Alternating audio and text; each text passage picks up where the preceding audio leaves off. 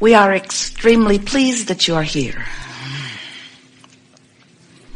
It is good to come together for the purpose of co-creating. Do you agree? Mm-hmm. You are knowing what you are wanting? It expands, doesn't it?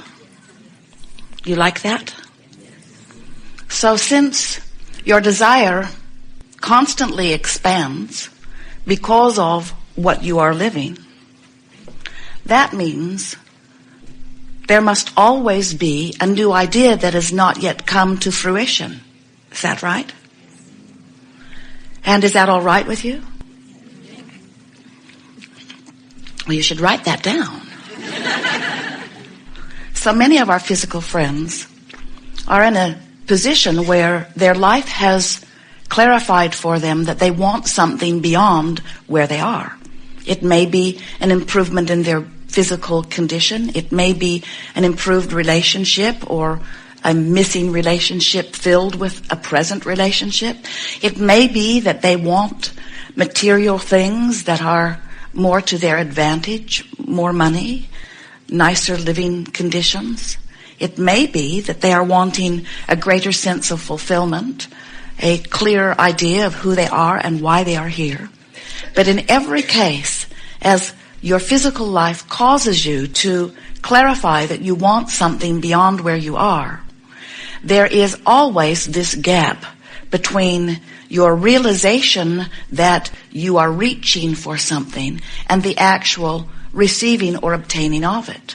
There is always that gap, and we want to call it the eternal gap of life. We want to call it the eternal gap of becoming.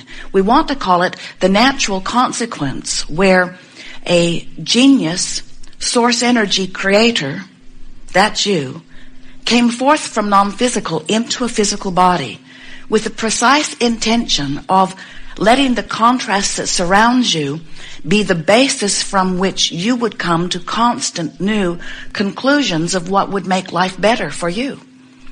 And you understood that when all of that happened, that not only would Source agree with you, but the larger part of you, which is still non-physical, even though you are in this physical body, would go immediately and directly to the full essence of what it is you are asking for. Something that is even more interesting to us that most humans miss altogether is that you carve your life out incrementally. In other words, none of you sits down at the breakfast table one morning and writes out your life plan. Instead, it is written by you incrementally. When you're rude, you write a plan that says, I want to be more who I really am when I'm interacting with others. When you're confused, you write a vibrational plan, so to speak, that says, I want more clarity. When you don't have enough money, you write a plan that says, I would like enough money to do what I'm wanting to do right now. When you are sick, your plan says, I want wellness. When you are unsteady, you want to be more steady. When you see your world not in the condition you want it to be, your plan says, I would like the world to improve in this way or this way. In other words, all day, every day, as you sift through the details of your life experience, you are at conscious but mostly unconscious levels, sending rockets of desire forward, which is what you knew you would do when you came forth. In fact, you knew that the evolution of your species, that the evolution of your time-space reality would happen because of you and those like you who are standing in this leading edge environment still asking for more. And from your non-physical perspective, you understand that the reason it works so beautifully is because this is a universe that is based upon attraction. So you knew you had to get here and have experiences that would make you ask for or call for the improvement. It's an eternal cycle of life. So the way it works is, from non-physical, you saw yourself here. As you came into this physical body, you see more still. And as you see more, as you see that which you would like to have, Source says, you should know, leading edge creator, and so be it. So much so. In fact, we've written a book and given it the best title that we think could ever be given to a book because it speaks to all of this. And the title of the book is Ask and It Is Given. Now, an improved title, we wanted this one, but they all said it was way too long. An improved title would be, so I'm non-physical energy, I project myself into a physical body, and then I weigh the consequences of physical life experience, and from that contrast I give birth to endless new desires, which source then becomes immediately at one with. Too long? But that really is what happens. In other words, we want you to know that not only when you ask is it given, we want you to understand that when you ask, the larger non-physical part of you literally becomes the vibrational equivalent of what you're asking for. So if you don't have enough money, and you ask for more money all day, every day, as you are sifting through the details of your life experience, you have amassed an incredible vibrational escrow of abundance. But most physical friends do not feel ownership of something until it is manifested into the physical stuff that they can translate with their physical senses. And we want you to understand that everything you see here, your planet itself, how it spins in its orbit with other planets, everything that you know as physical or material was thought first. It was thought, and then it became form. And in like manner, everything that you create, without exception, must be thought first, and then it is form.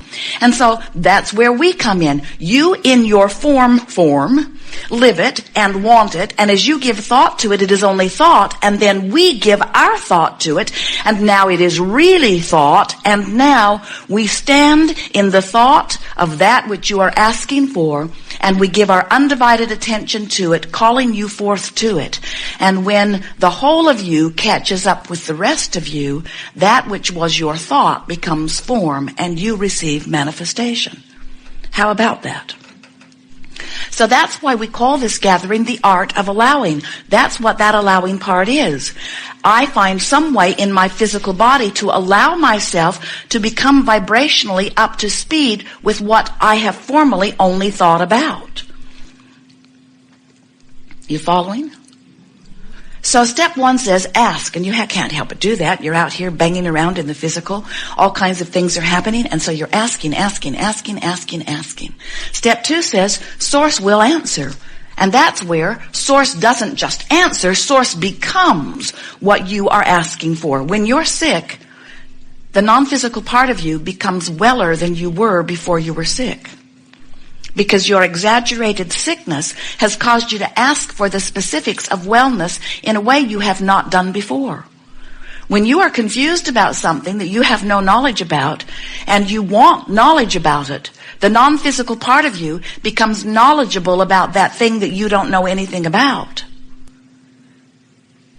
When you see anything that you think would be improved, and you offer even the slightest preference about it, the non-physical part of you becomes the non-physical embodiment, or non-embodiment, if you will, of that which you are asking for. And so we like to say you're a little bit like a two-headed monster, and we'd like to get both heads going in the same direction. So when you ask for something, and source becomes it, and you believe it, or expect it, or anticipate it, and watch for it.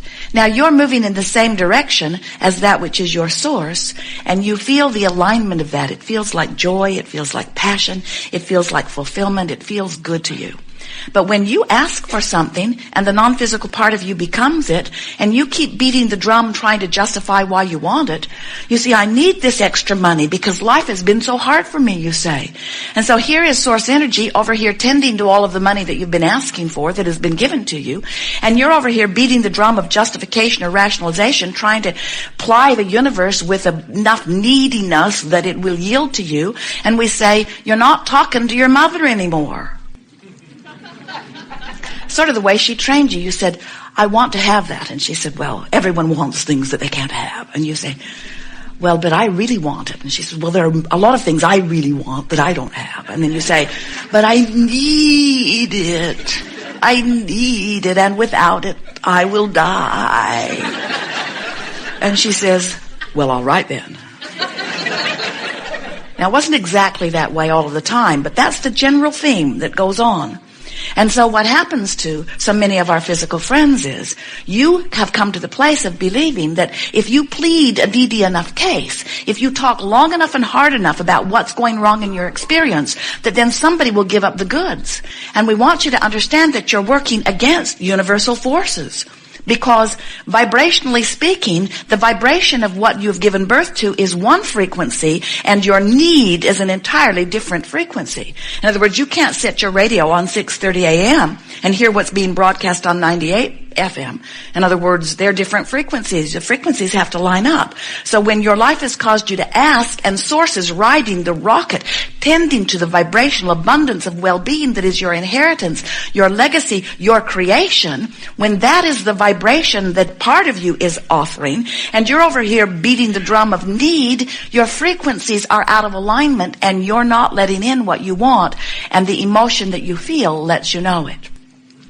So your emotions are your indicator that let you know about the harmony or lack of harmony between the frequency that you are offering through your perception, through your personality, through your mood, through your attitude, through what you're talking about right now, through what you're thinking about right now, through what you're reading, through what you're watching on television. In other words, whatever you're giving your attention to has a vibration activated within you. And so the art of allowing asks the question, is the vibration that's activated within you right now by virtue of whatever you're giving your attention to, is it a match to what's in your vibrational escrow or not?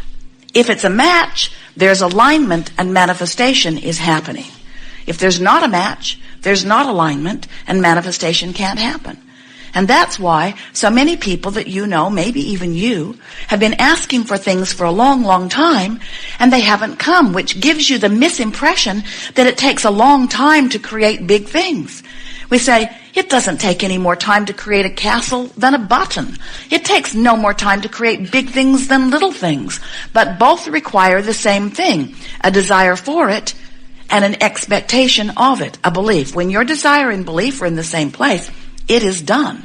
But when you want something that you doubt, when you want something that you don't believe, when the evidence, when you say, oh, Abraham, I'd like to believe you, but I've struggled my whole life. And we say, well, stop it. And you say, I can't stop it. I've learned it from those who have come before me. It's just what we do here. Imagine taking your canoe down to the river's edge, a very nice, fast-moving stream, and your oars or paddles are already attached to your boat, and you put it in the water, and you deliberately turn it upstream and begin paddling very hard against this fast-moving current. And we say, why not just turn and go with the flow? And our human friends invariably say, doesn't that seem lazy? That seems lazy. And then they will say, my mother would not approve of that. Or my teachers. They all had me pointing the other way. In fact, every plaque on my wall was based upon paddling upstream. And I was measured against the others who did it too. And the better we did it, the better we were able to fight that current, then the more proud our human friends were of us, and the bigger the trophies and monuments. And we hear that when you die, there are even more.